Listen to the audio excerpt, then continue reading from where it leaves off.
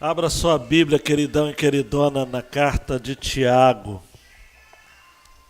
Essa carta que tem nos abençoado ao longo aí desses últimos domingos. Obrigado, meu amor.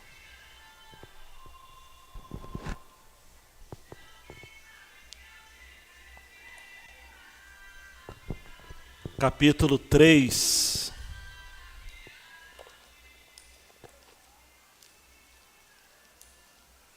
Isto.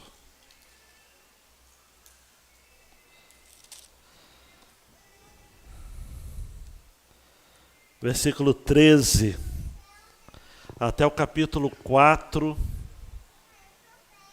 verso 12.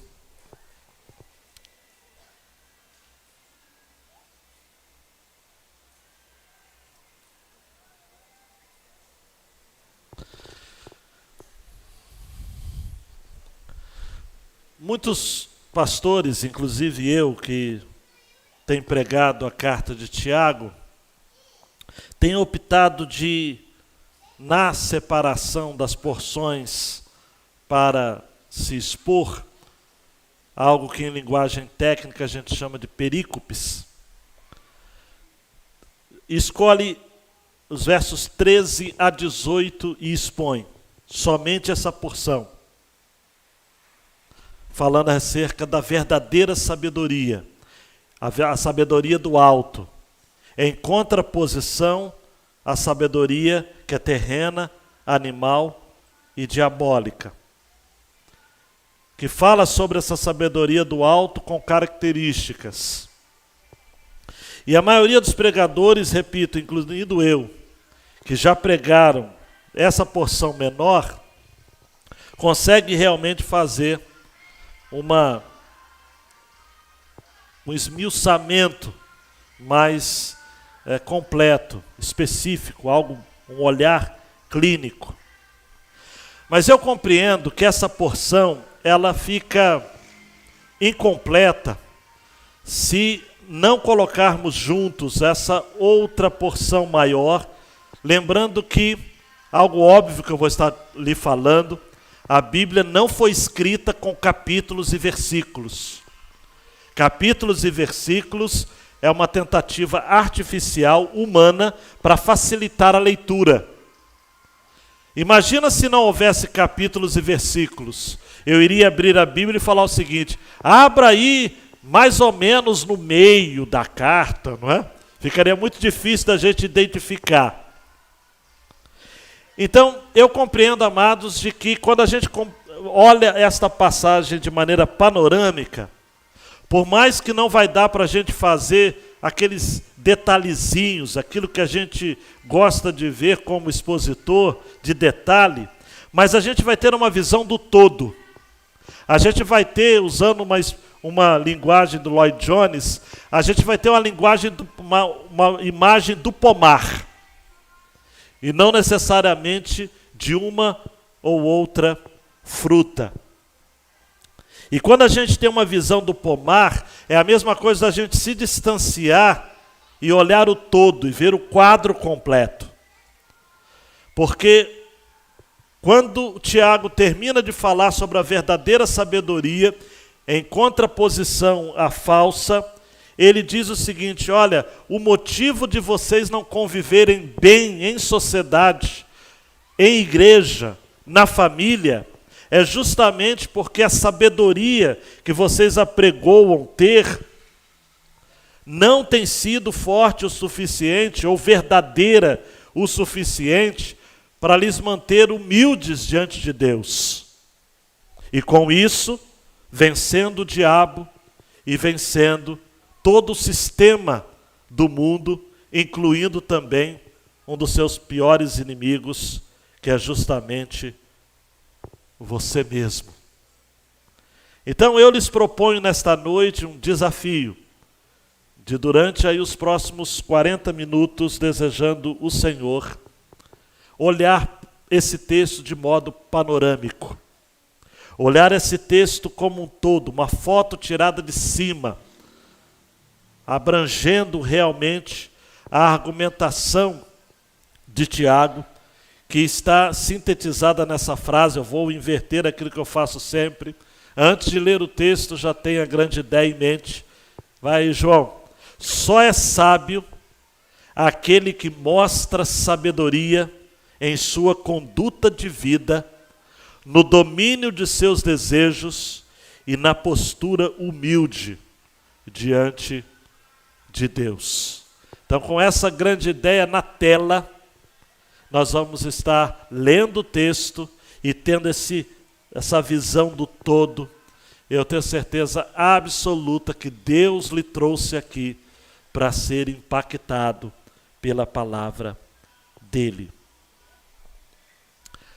3:13 a 4:10. Quem entre vós é sábio e tem conhecimento? Mostre as suas obras pelo seu bom procedimento, em humildade de sabedoria. Mas não vos orgulheis, nem mintais contra a verdade. Se tendes inveja amarga e sentimento ambicioso no coração, essa não é sabedoria que vem do alto, mas é terrena, animal e demoníaca. Pois onde há inveja e sentimento ambicioso, aí há confusão e todo tipo de práticas nocivas. Mas a sabedoria que vem do alto é, em primeiro lugar, pura, depois pacífica, moderada, tratável, cheia de misericórdia e de bons frutos, imparcial e sem hipocrisia. O fruto da justiça semeia-se em paz para aqueles que promovem a paz. De onde vêm as guerras e discórdias que há entre vós? Será que não vem dos prazeres que guerreiam nos membros do vosso corpo? Cobiçais e nada consegues, matais e invejais e não podeis obter. Brigais e fazeis guerras, nada tendes porque não pedis. Pedis e não recebeis porque pedis de modo errado, só para gastardes em vossos prazeres. Infiéis, não sabeis que a amizade do mundo é inimizade contra Deus? Portanto, quem quiser ser amigo do mundo, se coloca na posição de inimigo de Deus. Ou pensais ser sem motivo que a Escritura diz: o Espírito que Ele fez habitar em nós tem muito ciúme. Todavia, Ele nos dá maior graça. Portanto, Ele diz: Deus se opõe aos arrogantes, porém dá graça aos humildes. Assim, sujeitai-vos a Deus, mas resisti ao diabo, e ele fugirá de vós. Achegai-vos a Deus, e ele se achegará a vós. Pecadores, limpai as mãos, e vós que sois vacilantes, purificai vosso coração. Entristecei-vos, lamentai e chorai. Que o vosso riso se transforme em lamento, e a vossa alegria em tristeza. Humilhai-vos diante do Senhor, e Ele vos exaltará. Deus, por favor, nessa foto que estamos tirando do texto, no seu argumento mais completo, ajuda-nos a obtermos o máximo desta palavra na nossa vida, no nome de Jesus. Amém e amém. Uma das dificuldades da gente interpretar bem a carta de Tiago é porque a carta de Tiago é um tratado homilético, é um tratado de sermões.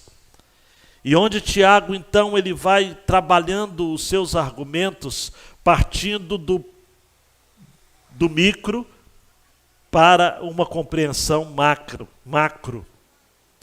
Essa porção que eu estou propondo a vocês nesta noite fala de sabedoria que se expressa em bom procedimento, em conduta de vida. É como se Tiago estivesse dizendo: tem alguém sábio aí e entendido? Mostra com a sua conduta. Mansidão de sabedoria. Versículos 13 a 18, Tiago se dedica então a explicar de maneira detalhada, esmiuçada, o que vem a ser a verdadeira sabedoria, a sabedoria que vem do alto. Depois, Tiago se propõe a falar de sabedoria como ajuda para lidarmos com os deleites da vida, os prazeres da vida. Olhe para mim, meu queridão e minha queridona. Prazeres que estão no nosso corpo, que guerreiam nos membros do nosso corpo, versículo 1 do capítulo 4. Prazeres que estão aí, pulsando em nós, guerreando dentro de nós. E como vamos saber lidar com isso? Não é fácil. Eu me lembro do coitado do apóstolo Paulo, que diz: o bem que eu quero eu não faço, o mal que eu quero eu sempre faço. Sempre faço. Eu sou refém daquilo que é mal. E o bem que eu quero eu não consigo fazer de modo algum. Por quê? Porque eu vivo em conflito. São prazeres, Tiago vai estar dizendo, que guerreiam nos nossos membros mais internos, mais ligados ao coração. E por fim, Tiago diz que a sabedoria, ela se concretiza, ela se consuma, ela plenifica no nosso quebrantamento diante de Deus, na nossa humildade diante de Deus, para que vençamos o diabo. O diabo não tolera um crente humilde. O diabo não pode vencer com um crente que se quebranta diante de Deus. Sujeitai a Deus, resisti ao diabo, e ele fugirá de vós. Versículo 7. Vamos então, amados. Primeira porção, versos 13 a 18. O desafio de sermos sábios em nosso procedimento. Versículo 13. Quem entre vós é sábio e tem conhecimento? Aqui Tiago retoma o argumento do versículo 1 do capítulo 3. Meus irmãos, muitos de vós não devem ser mestres, sabendo que seremos julgados de forma mais severa. Havia nas igrejas, amados, a quem Tiago está escrevendo, igrejas que estavam espalhadas na Síria, na Palestina, no Egito, na Babilônia, e igrejas também como as nossas aqui. Havia muita gente querendo obter conhecimento que não era de Deus. Amados, o orgulho está em você querer saber de tudo, em você querer dar a sua opinião a respeito de tudo, é você querer ser mestre sem ter sido chamado para tal. E Tiago então coloca mais uma vez o seu dedo nessa ferida. Há alguém entre vós sábio e tem conhecimento? A palavra conhecimento aqui no original tem a ver com inteligência e experiência. É dessa palavrinha que dá a ideia de alguém que tem um conhecimento de um perito. Um perito. Tem alguém aí? Então mostra. Mostra as suas obras pelo seu bom procedimento e humildade de sabedoria. A resposta de Tiago, queridão e queridona, aos membros da igreja, não poderia ser mais clara e enfática. Tem alguém aí? Então mostra. O cristianismo, amados, não é uma religião teórica. O cristianismo é uma religião essencialmente prática. Não se trata apenas de uma relação pessoal com o conteúdo. Cristianismo é um estilo de vida. Cristianismo é revelação de Deus, é religião revelada de Deus. É o relacionamento mais perfeito e pleno que um homem pode ter. Diante de Deus, amados, nós precisamos entender que a verdadeira interpretação do mundo está nele, está na sua palavra, e nós precisamos buscá-lo. O sábio Salomão, em Eclesiastes, no capítulo 8, versos 1 e 5, ele vai dizer: quem é como sábio? E quem sabe a interpretação das coisas? A sabedoria do homem faz brilhar o seu rosto, e a dureza do seu rosto se muda. Verso 5. Quem guardar o mandamento não experimentará nenhum mal, e o coração do sábio discernirá o tempo e o juízo. O sábio, amados, é aquele que alia conhecimento à prática. O sábio é aquele que interpreta o mundo pela perspectiva de Deus. Não interpreta pela perspectiva da sua ideologia política, ou da sua visão geopolítica, ou dos seus conceitos e preconceitos. Nós não podemos, amados, discernir o mundo em cima daquilo que estamos vendo e ouvindo pelas redes sociais. Hoje pela manhã na Escola Bíblica Dominical, logo na devocional, eu trouxe a vocês um texto de Lucas, lá no capítulo 12, que Jesus vai estar dizendo algo muito interessante e vale a pena dizer aqui novamente. Lucas capítulo 12, versos 54 a 56. E ele também dizia às multidões: quando vedes aparecer uma nuvem no ocidente, logo dizeis, vai chover, e chove. E quando vedes soprar o vento sul, dizeis, vai fazer calor, e faz. Hipócritas, sabeis decifrar o aspecto da terra e do céu, então como não sabeis decifrar este tempo? Amados, o crente em Cristo Jesus, que tem a sabedoria de Deus, não pode ser ignorante, não pode ser tolo, porque diferentemente daquele que constrói a sua casa sobre a areia, Mateus 7, 24 e 25 vai dizer que aquele que escuta as palavras de Jesus e as pratica é um homem prudente que edifica a sua casa sobre a rocha e que desce a chuva, correm rios, assopram ventos, combatem contra a casa, mas ela não cai. Meu queridão, minha queridona, você não pode cair. Eu e você não podemos cair. Não podemos desistir, temos que permanecermos de pé.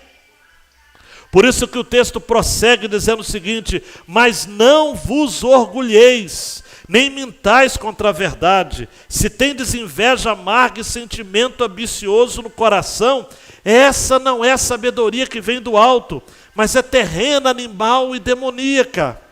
Nós precisamos, amados e amadas, fazermos um teste dentro de nós. E Tiago quer expor aqui as entranhas da alma humana. Não pode haver na sua alma, no seu interior, ciúme. A palavra ciúme no original significa ardor em abraçar, rivalidade. Não pode haver também sentimento faccioso ou sentimento ambicioso, como aquele que se coloca acima dos outros, um espírito partidário e faccioso. Não pode, amados. Nós precisamos cultivar a humildade no nosso coração. Eu não quero complicar para que você entenda comigo. Se você quer lidar com o seu orgulho, se você quer cultivar a verdadeira humildade, o primeiro passo que você tem que tomar é admitir que você é orgulhoso. C.S. Lewis fala nisso num dos seus livros. A quem queira admitir a humildade, acho que posso ensinar-lhe o primeiro passo. É compreender que é orgulhoso. E esse não é um passo insignificante. Pelo menos nada mesmo pode ser feito até que se chegue nesse lugar. E aí a frase final dele: se você acha que não é orgulhoso, é sinal de que na realidade você é extremamente orgulhoso. É.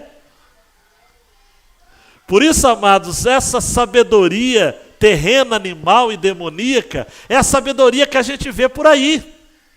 Na mídia, nas faculdades, nos livros, nos botecos, nas conversas, nas rodas de amigos, está por aí. Sabedoria animal, sabedoria terrena, animal e demoníaca. Por que, amados e amadas, terrena? Porque se aplica a este sistema do mundo decaído, corrompido pelo pecado, que afirma, confirma esse processo do pecado. Sim, amados, é o caminho do poder, é o poder que controla, que exalta, que esmaga, que corrompe, que devora. Você já deve ter ouvido a seguinte expressão: conhecimento é poder. E há verdade nisso, porque essa sabedoria terrena, como o texto nos apregoa no versículo 15, é a sabedoria segundo o mundo. E só tem um objetivo: conseguir o poder, mesmo que seja o poder pelo conhecimento. É aquilo que Paulo vai dizer em 1 Coríntios 3,19. A sabedoria deste mundo é loucura diante de Deus. Essa sabedoria também é animal. E animal aqui não diz respeito aos animais irracionais. É animal no sentido de que é da alma, significando que ela é da mente humana, da estrutura humana, de pensamento do homem. É a força humana, é o braço humano. O profeta Jeremias vai dizer que maldito é o homem que confia no homem.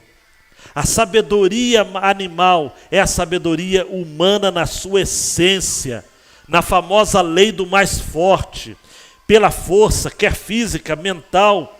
É no exercício dessa força, na imposição de uma vida sobre a outra, de um som sobre um outro, de uma filosofia sobre a outra, de uma ideologia sobre a outra, em detrimento do mais fraco. Sempre, sempre. Animal. A sabedoria humana, ela é também demoníaca, porque a essência dela é tentar substituir a Deus. Ela se baseia na ambição, na ganância, no comércio, no orgulho, na mentira. E olhe para mim, se segura na cadeira, na dúvida. Satanás atua na dúvida. Gênesis 3:1. A serpente era mais astuta que todas as animais do campo que o Senhor Deus tinha feito. E esta disse à mulher: é assim que Deus disse, não comereis de toda a árvore do jardim? É isso mesmo que Deus está dizendo? Até hoje, amados e amadas, acontece dessa sabedoria demoníaca. Será que é tão errado o homossexualismo assim? Ou será que nós devemos ser tolerantes ao ponto de acreditarmos de que algumas pessoas de fato nasceram assim e por conta disso não tem como fugir desse destino? Será que agir de maneira assim, se portar dessa maneira, falar desta maneira, se posicionar desta maneira, será que Deus ainda vai dar algum tipo de opinião a respeito disso? É isso mesmo que Deus está dizendo? Eu quero fazer um rápido exercício com você. Em Gênesis 1 aparece várias vezes: Deus disse, Deus disse, Deus disse, disse Deus, disse Deus, disse Deus. Capítulo 2, disse Deus, Deus disse, disse Deus, Deus disse. Capítulo 3, versículo 1, Satanás vai perguntar para Eva: é assim que Deus disse? Não comereis de toda a árvore do jardim? Você está compreendendo como é que é o processo? Em suma, amados, sabedoria terrena, porque busca distinções terrenas e pertence a categorias terrenas. Ela é animal porque ela é sensual, é natural. É como a inveja, a ambição, o orgulho. E por fim ela é demoníaca, porque vem do diabo, e a sua imagem de orgulho, de ambição, de malignidade e de falsidade. Já a sabedoria que vem do alto, amados, e no versículo 16 é praticamente uma repetição do versículo 14. Praticamente, pois onde há inveja, que é ciúme, e sentimento ambicioso, que é partidarismo, aí há confusão e todo tipo de práticas nocivas. Versículos 14 e 16 são praticamente iguais. E agora no versículo 17, Tiago, amados, bebe da fonte das bem-aventuranças. E bebe também da fonte daquilo que Paulo vai escrever sobre o fruto do Espírito. Como que a Bíblia se harmoniza. Fala da sabedoria que vem do alto, da sabedoria que vem de Deus. E essa sabedoria, preste atenção, ela é primeiramente pura, depois pacífica, moderada, tratável, cheia de misericórdia e de bons frutos, imparcial, sem hipocrisia. Quando a gente olha, amados e amadas, para essa sabedoria que vem do alto, a gente começa a entender que é a sabedoria desse Deus, que se propõe a se expor e a se nivelar ao nível do ser humano. Ela vem do alto e no original grego a ideia é muito mais sublime e tocante. Vem do alto significa que desce de cima para baixo. É uma sabedoria revelada. É uma sabedoria que diz respeito ao que Deus é. João Calvino vai dizer, Tiago deixa subentendido que não seremos sábios, exceto quando iluminados por Deus, em uma sabedoria vinda do alto, através do seu Espírito.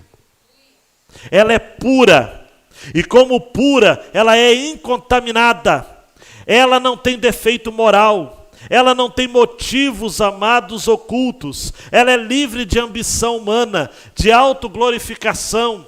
Quem tem a sabedoria que vem de Deus, amados, usando a expressão de Paulo em 1 Coríntios 13, não busca os seus próprios interesses, não se orgulha com a maldade, mas se orgulha, se alegra com a verdade. Ela é pacífica. A sabedoria divina, tome nota, não é contenciosa, não é facciosa, não é beligerante. O sábio, segundo Deus, não é aquele que se utiliza de armas humanas e naturais, amados. Como Paulo vai dizer aos Coríntios, porque as armas da nossa milícia não são carnais, mas são poderosas em Deus para destruir sofismas, argumentos, fortalezas do coração e da mente e do espírito humano. Amados, o homem sábio é um homem pacífico, é um pacificador. Essa palavra vai estar esse conceito vai estar se repetindo no versículo 18. O fruto da justiça semeia-se em paz para aqueles que promovem a paz. Ela é moderada. No original significa que ela é razoável, ela é moderada, ela é gentil, ela é cheia de consideração pelo outro. Ela é tratável. A palavra tratável significa o contrário de obstinado. É aquele que é facilmente persuadido. É aquele que muda de ideia quando reconhece o erro. Porque pior do que mudar de ideia é não ter ideia para mudar. Não é vergonhoso dizer eu errei. Eu estava pensando em tal direção e agora é outra. Não. Uma pessoa tratável é uma pessoa ensinável. É uma pessoa, amados, que pode ser repreendida, porque quando se repreende um sábio, ele se torna mais sábio, Provérbios capítulo 9. Agora, quando se repreende um escarnecedor, um zombador, ele vai se voltar contra você.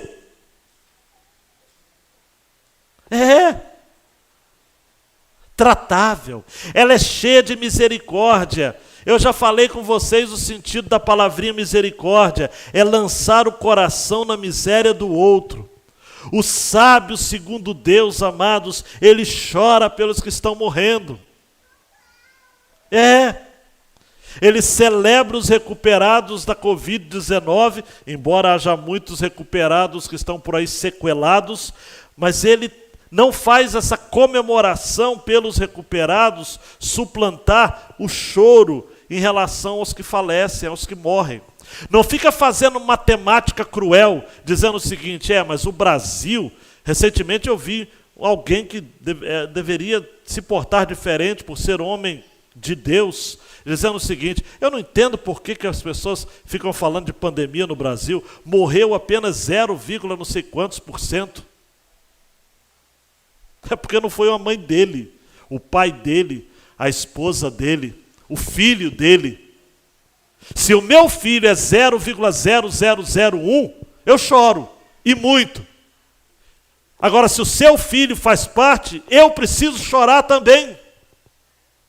Eu sou contra esses maneirismos matemáticos, Rodrigo, que falam o seguinte: não, mas em proporção, o Brasil em relação à população, números, o pessoal fala de números relativos e números absolutos. Eu não fico fazendo brincadeira de matemática com a vida humana. Misericórdia é colocar o coração na miséria do outro. É igual aquela música do Guilherme Kerneto: ame o seu próximo como se fosse você, como se a dor que ele sente doesse mais em você. Cheia de misericórdia. Não é misericordioso, misericordiosa. A sabedoria é cheia de misericórdia e de bons frutos. As pessoas que são fiéis são frutíferas. A sabedoria de Deus é prática, muda a vida, produz bons frutos. Ela é também imparcial, amados. O que é imparcial? É não ter duas mentes, duas almas, é não ser dividido.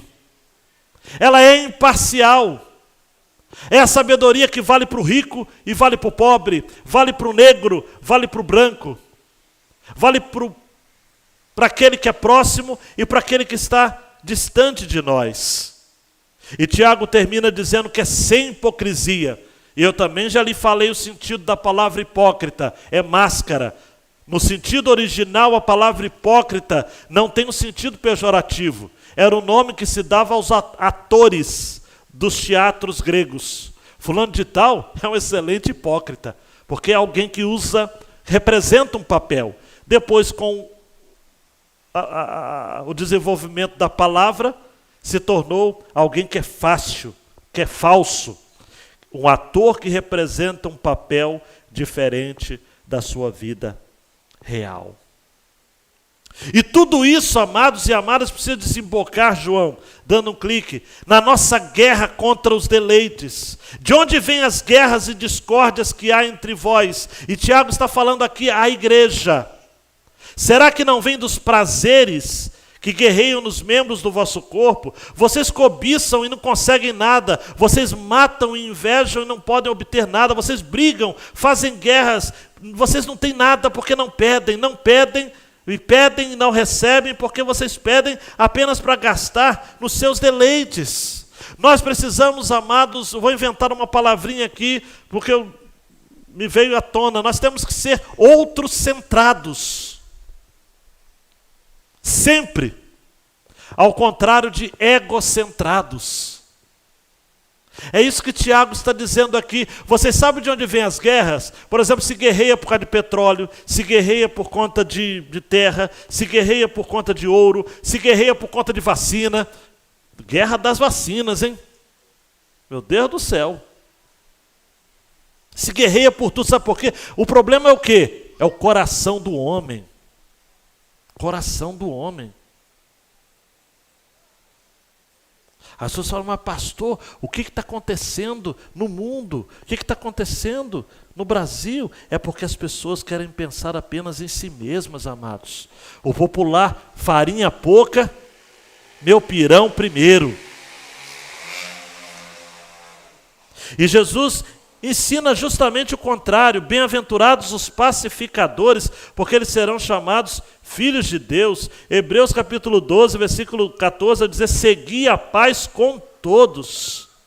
Amados, nós precisamos viver uma vida cordial a partir da igreja, depois incluindo família, primeiro em família, igreja e sociedade. O propósito da carta de Tiago, falecido Carlos Oswaldo disse, é justamente esse: encorajar a aplicação do cristianismo à vida diária, apresentando respostas adequadas às provas da vida real que confrontava os seus leitores. Tiago fala de guerras. No original aqui a palavra guerras é a palavrinha polemoi, que vem o termo polêmica. As pessoas estão envolvidas em discussões, controvérsias, polêmicas. Até parece que Tiago está escrevendo para os nossos dias, amados. Tudo vira polêmica. Tudo vira polêmica. Você coloca num grupo aí de amigos, vamos orar por Manaus. Aí a pessoa fala o seguinte, mas Manaus está aquela situação por causa dos políticos que roubaram isso, aquilo outro. Tal. Gente, eu só estou pedindo para orar. Orar. Mas tudo polêmica. Tudo é polêmica, amados. Tudo se politiza. Uso das máscaras. Tem gente que polemiza. Tem gente que mata por causa de barba, de máscara.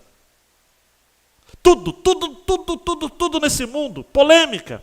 O texto também fala de contendas. E a palavrinha contendas aqui no original é fortíssima. Significa brigas corporais. É isso mesmo que você está pensando. Guerras e contendas. Tudo por conta dos prazeres cobiçados por nossa natureza pecaminosa. Tudo, segundo Augusto Nicodemos, nessa luta para ganhar controle e expressão. Tudo que revela a podridão do coração do homem. Daí, amados, nós encontramos Tiago dizendo o seguinte, olha, é por isso que vocês não conseguem aquilo que querem, cobiçais e nada conseguis. Por isso que vocês matam e invejam, mas não podem obter. Por isso vocês brigam e fazem guerra, e vocês nunca têm nada. E aquilo que vocês pedem, vocês não recebem, porque vocês só pedem para gastarem seus deleites. Calvino vai dizer, só para atender às suas próprias, fazer de Deus o servo, o ministro das suas próprias concupiscências. Amados e amadas, olhe para mim, por favor. Deus não concede apenas dádivas, mas também o prazer nelas. O prazer que não contribui para nada além de si, não é o que Ele dá em resposta à oração. Os pedidos feitos a Ele que não tem melhor fim em vista, não são orações. Tem muitas orações que Deus não responde e Deus não responderá porque vem de um coração egoísta, mesquinho, concupiscioso,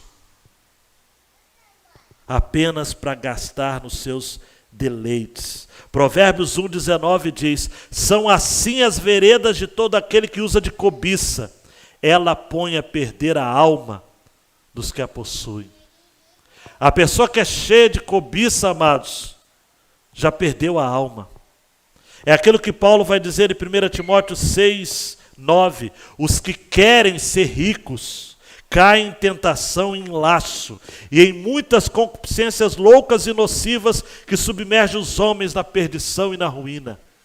Eu não vou ficar citando reportagem de jornal para você, até mesmo porque eu e você temos combustível suficiente para fazer arder o inferno por toda a eternidade.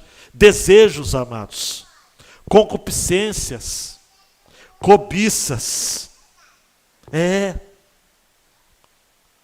Eu falei do caso das vacinas, já está aparecendo por aí. Gente levando vacina para casa, gente vendendo vacina no mercado paralelo, gente furando fila. Cobiça. Cobiça. E argumento final de Tiago. Como vencer isso? Porque se Tiago, amados e amadas, terminasse a sua fala aqui, ficaríamos incompletos, ficaríamos desassistidos e desalentados. Não teríamos esperança alguma na vida. E aí entra então a parte final. O quebrantamento diante de Deus.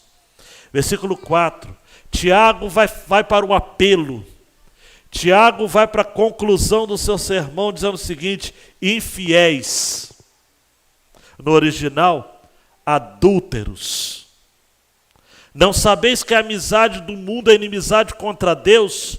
Quem quiser ser amigo do mundo se coloca na posição de inimigo de Deus. Olhe para mim, amados, quando o cristianismo se alia com o mundo, não é o mundo que perde, é o cristianismo que se esvai, que se perde por completo. Ah, amados, a amizade com o mundo.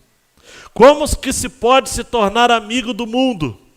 Quando você é negligente em relação à santidade, quando você busca e ama mais as coisas deste mundo, quando você faz os seus prazeres, que podem ser prazeres, olhe para mim, legítimos, ter uma casa, ter uma outra casa, ter um sítio, ter um carro, ter um emprego, ter uma formação acadêmica, desejos que em si mesmos podem ser legítimos, mas quando você coloca como obsessão na sua vida, quando você coloca como alvo do seu coração, se torna um prazer mundano, uma preocupação com a prosperidade financeira, uma busca pela glória, pelo poder, pela posição humana. Quando você faz isso, você se torna um adúltero. Já parou para pensar? Ah, pastor, mas por quê? O que diz respeito a isso? O adúltero é aquele que rompe a sua aliança com Deus e começa então a se dedicar ao seu próprio coração. Eu me lembro de Oséias, quando o Senhor diz a Oséias: vai, ama uma mulher amada de seu amigo, adúltera, como o Senhor ama os filhos de Israel, embora eles olhem para outros deuses e amem os bolos de uvas. Aí você deve estar pensando: mas pastor, eu amo bolo de uva. O problema não é o bolo de uva. O problema é quando você ama mais aquilo que Deus dá do que o próprio Deus. Um trocadilho que você já deve ter ouvido é quando você ama mais as dádivas do que o doador. O próprio Jesus disse isso àquela geração. Uma geração má e adúltera pede um sinal. Mateus 12:39. Porém não se lhe dará outro sinal senão do profeta Jonas. Verso 40. Pois como Jonas esteve 3 dias e 3 noites no ventre da baleia, assim estará o Filho do Homem 3 dias e 3 noites no seio da terra. Uma geração má e adúltera. Deus não aceita, amados e amadas, nenhum tipo de relação infiel com Ele. Ou você é de Deus por completo, ou não adianta ser pela metade. E aí, para reforçar ainda mais esse argumento, eu e você podemos pensar que não precisava, mas Tiago diz isso, versículo 5. Ou pensais ser sem motivo que a Escritura diz, o Espírito que Ele fez habitar em nós tem muito ciúme. E aqui os comentaristas ficam assustadíssimos, porque não há no Antigo Testamento um versículo com esses termos literais. Mas Tiago, ele vai juntar vários versículos da palavra de Deus para expressar essa verdade. Ele juntou, por exemplo, Êxodo 34:14, porque não te inclinarás diante de outro Deus, pois o nome do Senhor é zeloso. Um Deus zeloso. Na linguagem de hoje, um Deus ciumento. A palavra ciúme no original significa arder em amor. Você já parou para pensar que Deus tem um amor ardente pela sua vida? E que esse amor ardente tem de ser exclusivo. Tiago pensou também em Zacarias 8:2. Assim diz o Senhor dos Exércitos, zelei por Sião com grande zelo e com grande indignação zelei por ela. Deus manda dizer a você, eu tenho zelado da sua vida. Versículo 6, todavia Ele nos dá maior graça. Portanto, Ele diz, Deus se opõe aos arrogantes, porém dá graça às humildes. Aos humildes. Sujeitai-vos a Deus. Se mantenham quebrantados diante de Deus. Resistam ao diabo e ele fugirá de vós. E Tiago diz assim, olha, a humildade ela tem que ser expressada. Isto é, olhe para mim, não basta ser humilde, tem que parecer humilde. Não basta ser quebrantado, você tem que de alguma forma demonstrar isso. Versículo 8, achegai-vos a Deus, e Ele se achegará a vós. Pecadores, limpai as mãos, e vós que sois vacilantes, purificai vosso coração. Entristecei-vos, lamentai e chorai, que o vosso riso se transforme em lamento e a vossa alegria em tristeza. Humilhai-vos diante do Senhor e Ele vos exaltará. Amado, Tiago está dizendo o seguinte, olha, está na hora de você mostrar que de fato você está com o seu coração quebrantado. Assim como o judeu temente no tempo de Jesus, ortodoxo, jamais comeria sem lavar antes as mãos. Lavar as mãos se torna então uma prática de higiene. Tiago está dizendo, assim como vocês pecadores têm lavado, limpado as suas mãos, purifiquem seus corações, tomem uma atitude espiritual, tomem uma atitude de despojamento do mundo, daquilo que é imundo, desejem a purificação. Lembro-me perfeitamente, amados, e acredito que Tiago estava pensando também naquilo que o profeta Joel esteve dizendo no capítulo 2, versículos 12 a 14. Mas agora, diz o Senhor, convertei-vos a mim de todo o coração com jejuns, com choro e com pranto. Rasgai o coração e não as vestes. Convertei-vos ao Senhor vosso Deus, pois Ele é misericordioso e compassivo, tardio em irar-se e grande em amor. Arrepende-se da desgraça que enviaria. Talvez Ele volte atrás e se arrependa e deixe uma bênção, uma oferta de cereais e uma oferta de libação para o Senhor vosso Deus. Tiago está dizendo, olha, limpem-se, purifiquem o coração, é tempo de tristeza, é tempo de lamento. Olhe para mim, meus queridos e minhas queridas, Deus está dizendo neste tempo que estamos vivendo, não é momento de comemorações, não é momento de festas. Os nossos cultos, amados, têm que ser alegres, mas não podemos de maneira nenhuma nos esquecermos de que Deus quer ouvir o lamento da igreja. E lamento aqui não é somente ter consciência de pecado, lamento aqui é ter expectativa do juízo de Deus. No Antigo Testamento, amados, os homens que estavam em lamento arrancavam os cabelos da barba, arrancavam os cabelos da cabeça, rasgavam as vestes, se vestiam de saco, jogavam cinza sobre si.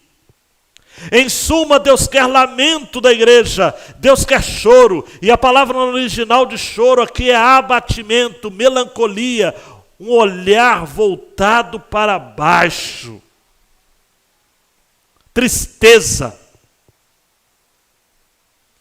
Santo Agostinho disse assim, tal como a árvore deve lançar profundas raízes para baixo, a fim de que cresça para cima, assim também aquele que não fixar profundamente a sua alma na humildade, se exaltar a si mesmo, ou se exalta a si mesmo, para a sua própria ruína.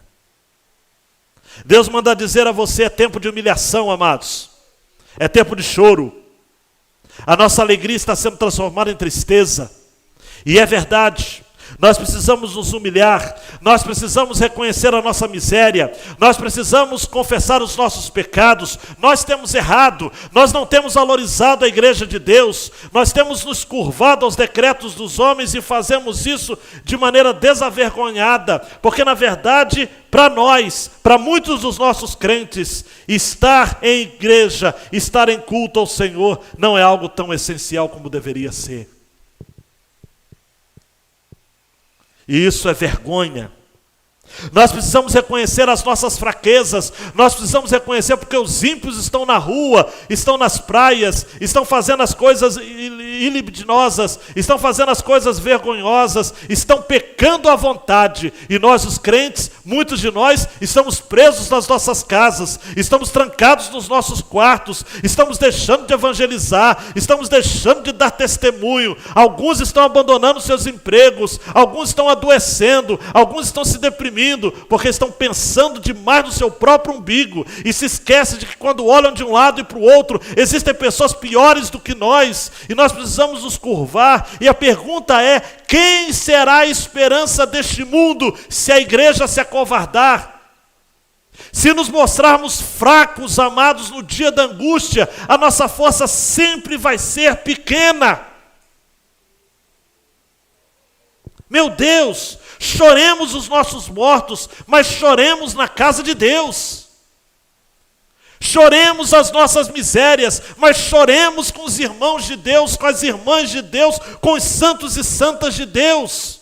Lamentemos a debandada nos ministérios da nossa igreja, mas estejamos firmes, a igreja conta conosco. Se todos sairmos, nós vamos deixar o mundo triunfar, amados. Martin Luther King tinha razão quando dizia o seguinte: o que me assusta não é o grito dos maus, mas é o silêncio dos bons. A igreja não pode se acovardar, amados. A igreja não pode ficar nas suas fronteiras de segurança e de limite. Não, não, não, não, não. As portas do inferno não prevalecerão diante do avançar da igreja. Palavra de Deus para a sua vida, 1 Pedro 5, 6 e 7. Humilhai-vos, pois, debaixo da potente mão de Deus, para que Ele a seu tempo vos exalte, lançando sobre Ele toda a vossa ansiedade, pois Ele tem cuidado de vós. Em resumo, amado, João Calvino vai dizer: o que Tiago quer nos ensinar é que Deus nunca nos falta. Nós é que nos alienamos dele. Ele é como alguém que traz o faminto à mesa e o sedento à fonte. Rápidas aplicações para você e eu sairmos para as nossas casas, amados, mas não nos trancarmos por lá. Eu sei, amados, de restrições de quem, por exemplo, está assistindo pela internet, mas tem muita gente que está com medo, mas vai em tantos lugares. Por que não estar aqui? Há lugares aqui espalhados, há ministérios, há pessoas precisando de visita, João, e querem ser visitados, vai ter máscara, distanciamento, tudo, mas querem ser tocados. Os consultórios, amados, recentemente um colega psicoterapeuta falou comigo: olha, eu não tenho agenda mais, desde março eu não sei mais o que eu vou, porque as pessoas estão procurando, nada contra se procurar terapia, amados, mas é errado quando você não considera a vida cristã e o exercício do evangelho como igreja, como sendo algo essencial. Isso é problemático. Rápidas aplicações. 1 João, sabedoria é olhar a vida com os olhos de Deus. Aprenda a olhar a vida com os olhos de Deus. Aprenda a olhar aquilo que está acontecendo às nossas voltas, amados, com o ponto de vista de Deus. Deixa Deus falar, seja sensível para ouvir aquilo de Deus, aquilo de Deus. Segundo, João, sabedoria não é algo que se mostra com discursos inteligentes, mas com práticas encharcadas de poder espiritual. O mundo está o mundo está de olho na igreja, está vendo como a gente vai se posicionar. Amados e amadas, está faltando poder. Diz que chegaram, amados, para um papa, chegou para Tomás de Aquino e disse o seguinte, há uma história relacionada a ele.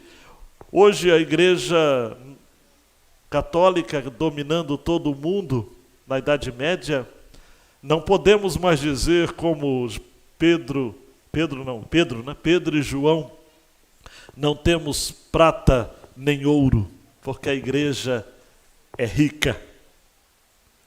E diz que Tomás de Aquino disse assim, Mas também a igreja não pode mais dizer, em nome de Jesus Cristo Nazareno, levanta e anda. Está faltando poder, e Deus lhe deu poder, você pode dizer amém? Deus deu poder à igreja para dizer, vai melhorar. Vai melhorar não, vai mudar. As coisas vão mudar. Nós não queremos o que éramos antes, nós queremos ser melhores a cada dia. Deus vai nos dar força. Se a gente tiver que conviver com esse vírus, que seja. Se virar outras coisas, que seja. Nós vamos enviar os nossos filhos para a escola quando for liberadas as aulas. Para de medo, mande os seus filhos para as escolas. Traga os seus filhos para a igreja.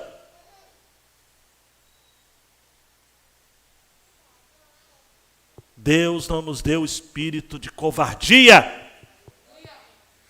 diz Paulo. Terceiro, João, a palavra de Deus é a nossa principal fonte de sabedoria. Através dela somos alimentados, amados, e temos a direção para todos os embates da vida. Nós precisamos da palavra de Deus.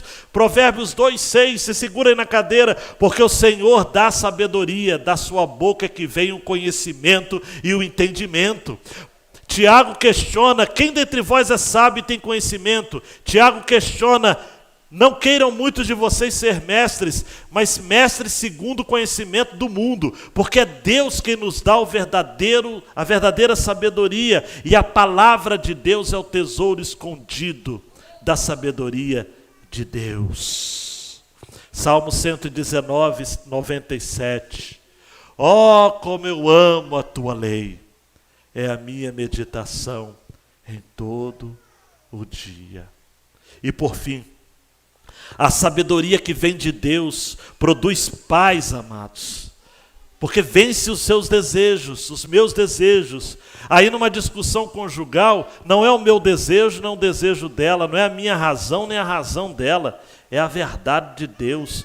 Seja um promotor de paz na sua casa, e a partir dela, amados, na igreja local. Romanos 12:18, se for possível, quando estiver em vós, tende paz com todos os homens. Então olhe para mim aqui, por favor, enquanto o João coloca a frase final da nossa grande ideia.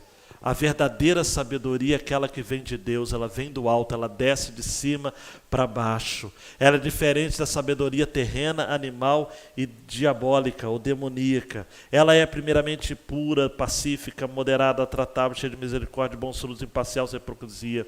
Ela semeia paz, ela vence guerras e contendas, porque guerras e contendas existem dentro do coração do homem. E quando você, de fato, recebe a Deus e a sabedoria que vem de Deus, você passa a ter autocontrole, você passa a ter domínio próprio. E você assume uma posição de se quebrantar diante de Deus, de se tornar amigo de Deus e não amigo deste mundo. E aí então, você vai entender que Deus tem um amor ciumento na sua direção, um amor ardente por sua vida. E você se sujeita a Deus, porque você diz, Deus, eu não entendo, mas eu sei que o que o Senhor tem e faz é o melhor para mim. Ô Deus, está difícil, a prova é difícil, caminhar fazendo certo é duro, Senhor. Eu só estou perdendo, eu só estou levando paulada na cabeça, mas eu estou seguindo, Senhor. Eu limpo as mãos, Senhor, mas é só o Senhor que pode purificar o meu coração. Chora diante de Deus, se entristeça diante de Deus, se humilhe diante de Deus, porque você vai ser exaltado no tempo certo. Você pode dizer amém? Amados, o cristianismo tem uma baita diferença em relação às outras religiões. Quer ver um exemplo só? Eu termino com esse exemplo. O islamismo. A palavra Islã significa submissão. O Islã, ele apregou uma submissão extrema à vontade de Alá, o nome que ele dá a Deus. Mas o islamismo é uma religião muito cruel, porque dentre os mais de 90 ou 99, para ser preciso, adjetivos acerca de Deus, qualidades de Deus, não tem, por exemplo, amor. Deus é amor. é uma declaração puramente cristã. Por isso que J.I. Packer costumava dizer, Pai é o nome cristão de Deus. Não há amor de Pai. Não há nenhum traço, amados, de transformação para o muçulmano a partir do seu coração. Por isso que um dia um cristão estava procurando uma oportunidade para testemunhar para um muçulmano. E aí a chance chegou. O muçulmano estava lavando cuidadosamente, se preparando para a oração, e o muçulmano ora 5 vezes ao dia, então ele estava lavando seu rosto, seus braços e todas as partes do corpo. Ao terminar, o seu amigo cristão lhe disse, amigão, você esqueceu de lavar o coração. E aí o muçulmano virou para ele e falou o seguinte, não seja tolo, né? Eu não consigo lavar meu coração. E aí o cristão disse, você está certo. E é por isso que você precisa de Cristo. Bem-aventurados os limpos de coração, porque eles verão a Deus. Abaixe sua cabeça, meu queridão e minha queridona, e diga, Deus, por favor, eu preciso dessa verdadeira sabedoria. Eu estou muito altivo. Tem muita gente, amados, altiva demais na igreja de Deus. Meu Deus, sabe de tudo. Opina sobre tudo, briga sobre tudo, partidariza. Para. Deus quer chamar você para o quebrantamento, para a humildade. Não é à toa que no latim a palavra humildade vem de humus, que significa terra. E o ser humano, por incrível que pareça, o homem foi criado a partir do pó da terra. No original hebraico, Adam, no hebraico, vem da mesma raiz da palavra Adamá, terra. Deus quer, amados e amadas, que sejamos próximos dEle. E só estaremos próximos de Deus quando estivermos prostrados, humilhados diante dEle. Ore comigo assim. Senhor, eu tenho tentado fazer as coisas do meu jeito. Eu tenho tentado tomar as decisões do meu jeito, usar os meus contatos, confiar no braço da minha carne. Eu cultuo o meu corpo, eu cultuo o meu conhecimento, eu cultuo as informações que eu tenho. Eu penso egoisticamente e idolatramente que sou eu que me sustento. Eu me basto. Como diz a música popular, eu me amo. Mas eu não quero continuar assim. Eu não quero continuar assim. Prostrado diante do Senhor. Eu me humilho. Eu reconheço a minha miséria e a necessidade que eu tenho de Deus na minha vida. A verdadeira sabedoria humilha o homem, leva-o ao limite de si mesmo e o expõe diante da sua dor e diante da sua própria feiura e malignidade do coração. Deus não lhe chamou para ter todas as certezas. Deus lhe chamou para ter uma certeza só. Está preparado para orar, para continuar essa oração?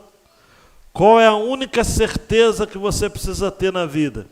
Que eu preciso ter na vida? Vou usar uma música do Eduardo Mano. A única verdade na vida é que Deus é e você não é. Deus é e você não é. Deus sem você continua sendo Deus. Você sem Deus é nada. Nada. Nada. Nada. Que o amor de Deus o Pai e a graça salvadora de nosso Senhor e Salvador Jesus Cristo e a consolação maior do Espírito Santo de Deus esteja com todos vocês, esteja com o povo de Deus na superfície da terra, desde agora e para todos sempre. Amém. Amém. Ore silenciosamente, queridão e queridona, e saia daqui humilhado diante do Senhor.